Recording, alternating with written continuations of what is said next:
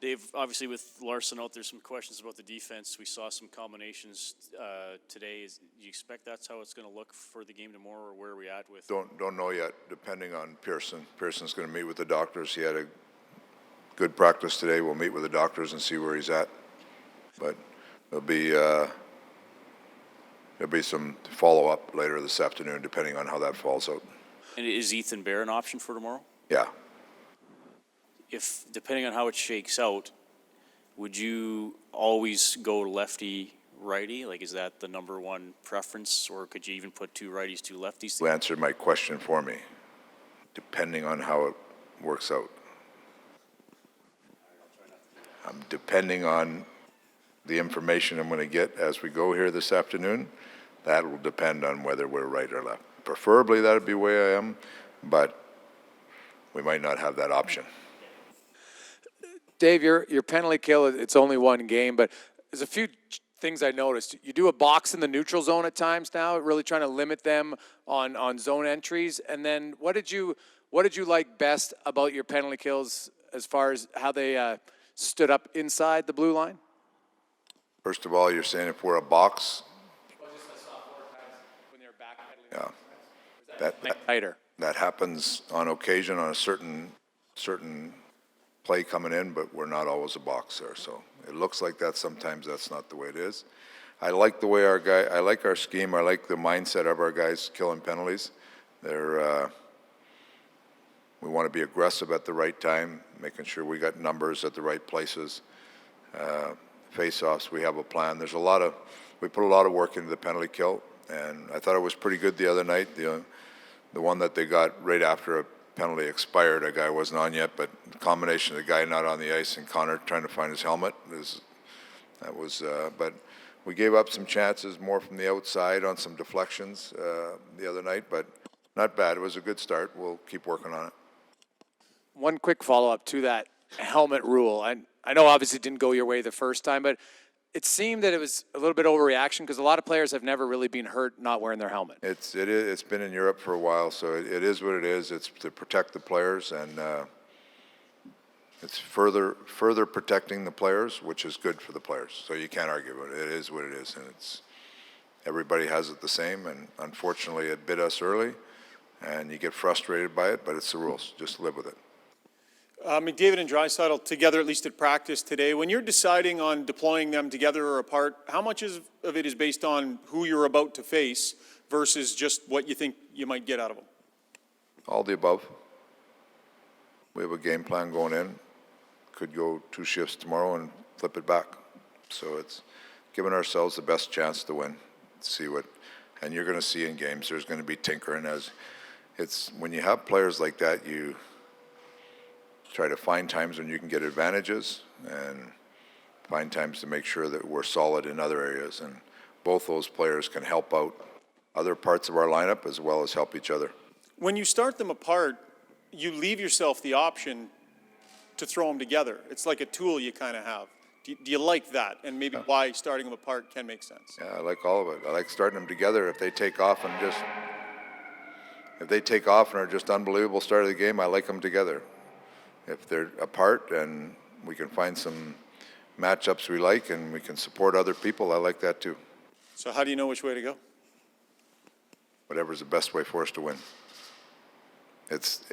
Every game is you get a feel, and it's going to be that way. If you just say, okay, these guys are together, here you go, it doesn't work that way. You have players that are top players, but you also have their players that can help other players, and other players can help them.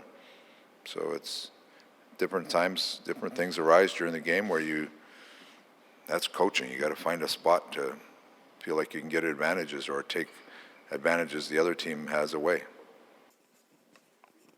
We saw Todd McLellan in your shoes for 3 1/4 seasons. So I'll ask you this: what's a Todd McLellan team like to coach against? I mean, they're always well prepared. I mean, I worked with Todd at the World Cup and know Todd pretty well, so they're going to be well prepared. The Kings will be they'll be an energized team, just like any team that has a new coach. There's lots of enthusiasm at the start, lots of anxious to get going. So that's what I expect from them. mean, you would have got to know each other just from being in the coaching fraternity. Did you have ever talk to him? Were there any conversations over the summer about being the coach of the Edmonton Oilers? Yeah. Yeah, we touched base a couple times. Did he tell you anything interesting that you'd be willing to share? No. Dave, just going back to the Larson injury, you've been in this game a long time, especially during the playoffs. You've probably seen some gruesome injuries and players playing through that. Is that one of the tougher injuries you've seen a player kind of go through during a game? Yeah, injuries, people go through a lot, and people handle injuries different ways. I was always of the thought process of adrenaline is the best painkiller you could ever have. But that being said, you got a guy it's not just like I don't know, I've cracked bones on my feet quite a bit, and you can get through that. When it's on that weight-bearing bone on the side of your leg,